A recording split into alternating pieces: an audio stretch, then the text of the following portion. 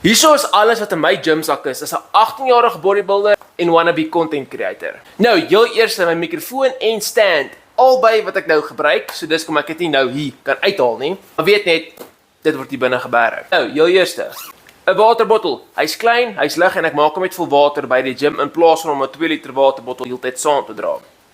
Pre-workout en electrolytes. Nutritek, sponsor my asseblief. Sunscreen, want glo dit of nie, ek brand al stap ek net gym toe. Oorfone, want jy kort musiek terwyl jy oefen. So ja.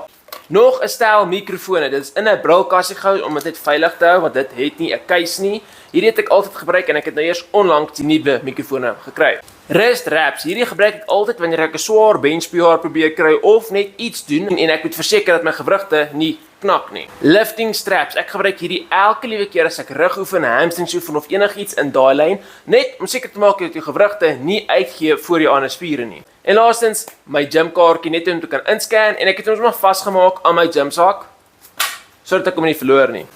Nou ja mense, dis alles in my gymsak. Hoop julle het 'n lekker dag en totsiens.